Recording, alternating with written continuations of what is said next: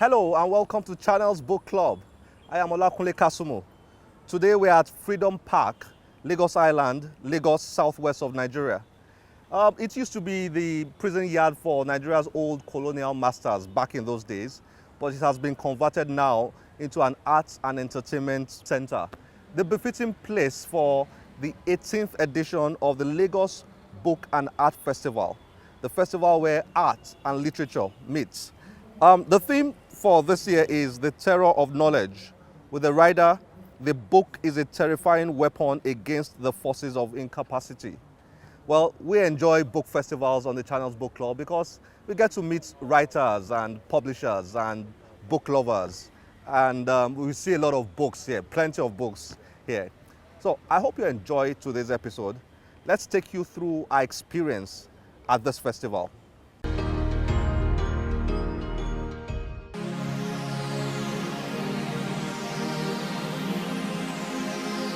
All over the world, book and art fairs and festivals are regarded as the perfect platforms for experiencing literature and diverse forms of art.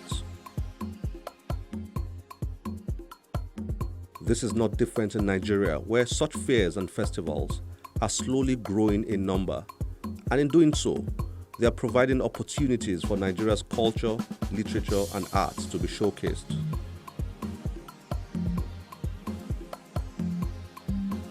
Of the few book and art festivals in Nigeria, the Lagos Book and Art Festival is the longest running. Against tough economic challenges, low patronage, lack of government funding, and all other types of odds, this year marked the 18th edition of the festival. The theme is bold yet relevant: the terror of knowledge. For a festival that focuses on literacy building, market, I didn't say literary building, literacy building, this whole insurgency thing is important because the focus of the insurgents is on erasing the idea of education. So that, which it makes me think that perhaps this is the strongest theme we've picked in the 18 years of the festival. You have the courts. So once they moved in, they didn't understand that they will upset the state. Behind me is a typical symposium at the Lagos Book and Art Festival. What's going on behind me is one that is with the theme, how did this creep on us? Breeding fields of terror. So typically people come together to rub minds and listen to experts talk on specific topics. Usually very interactive questions are asked and panelists respond to those questions. One of the ways to propagate jihadist ideology is either by co-opting people to join the organization by way of foreign fighters or to solicit for funds. Now you have many sympathetic individuals who are radicalized but are not in foot soldiers, but they're ready and willing to donate money, and this money is now used to acquire arms. Now we have to understand that proliferation of arms is the second biggest illegal activity in the world. We have about 2 billion arms being, worth of $2 billion of arms being sold in around Africa every day. So it's not a problem.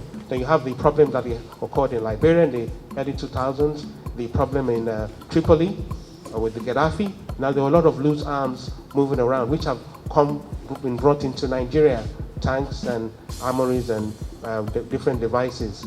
So it's all about funding, good funding network, e-terrorism by way of social media, propagating radical ideology to different individuals all over the world, and people donating, sending money through loose banking systems in northeastern Nigeria and all over the world. We have arms dealers in position of power,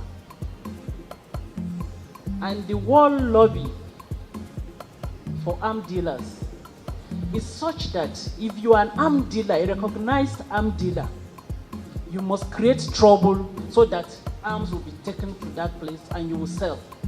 That is what we are suffering in the Northeast. Things like the problems of education in the North and generally in the country is that there's no synchronization of needs.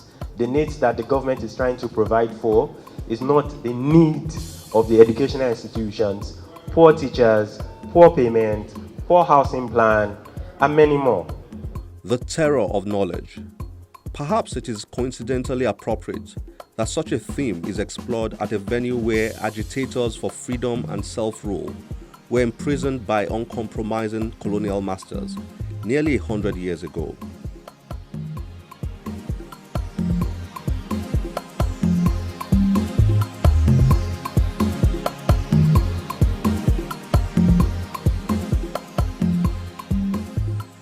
Herbert Macaulay, Chief Obafemi Awolowo, Michael Imodu, Adeyemo Alakija were some of those imprisoned at this venue, which is ironically called Freedom Park.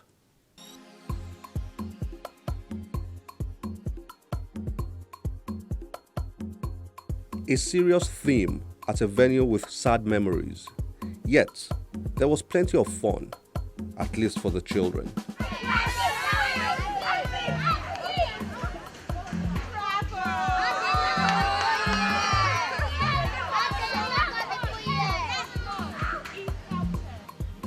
One of the most notable things about the Lagos Book and Art Festival is the involvement of children.